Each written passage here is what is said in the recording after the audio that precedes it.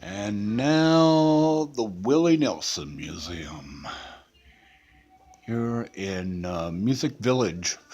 We are right across the street from the Opryland Resort and the Grand Old Opry and Opry Mills Mall and on and on and on. Some of the things in here are quite noticeable and quite notable. This, for example, all original. Willie's first appearance at the WSM Grand Old Opry. His guitar he used then at the stanchion that night. Along with that,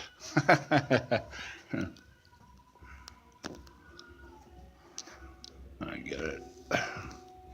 That's the pay stub from for his performance that night at the Grand Old Opry, November '63.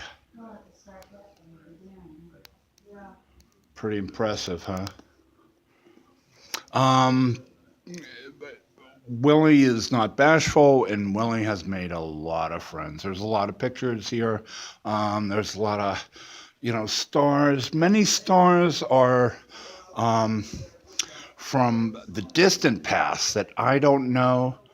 But like I said, that's what's great about museums is you learn something, as well as you see something that you know, like Waylon.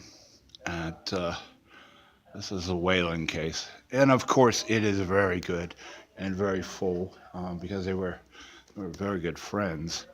There's furniture here too. The IRS troubles that Willie had. Some of the furniture at his studio in Texas, I believe. Let's see.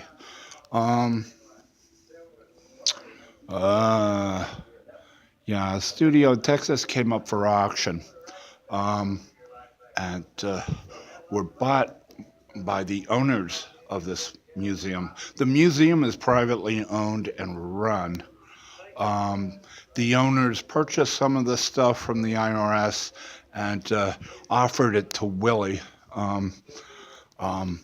and what he didn't want back, they have put in this museum. So you got pool tables, you got furniture from the studio, things like that. Some of these artists are more recent that I remember. Kenny Rogers, of course, Dottie West, from the 80s. Okay, they don't go as far back as, say the 50s or the 60s. Marty Stewart is everywhere, and he is here too. This is kind of cool. This has Willie written all over it. This is Tootsie's. This is relics from Tootsie's Orchid Lounge, downtown on Broadway here, and they have got some quite notable stuff here. This is Tootsie's smock and whistle to referee the fights and the drunks and the drinking. And if it got really too out of hand, she used that sort of like a hairpin, which Charlie Bride gave her. And she wouldn't hesitate to do some needlework in the hands or bodies of some of the patrons that got out of hand. Here you have an original booth from the lounge itself.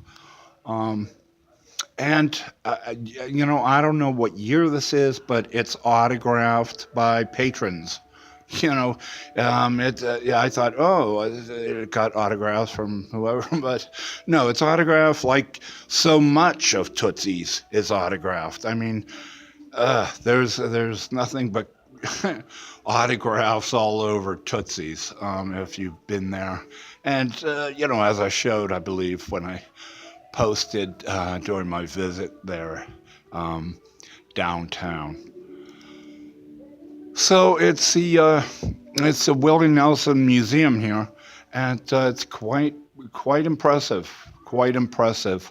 A little bit off the beaten track. If you're coming in, it's not like with all the malls and the resort. It's across the street.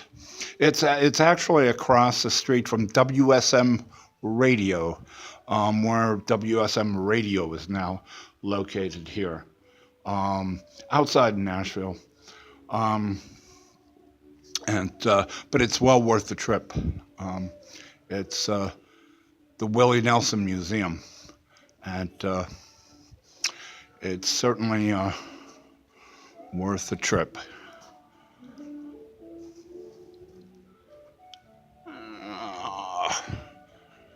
You'll go crazy with this stuff.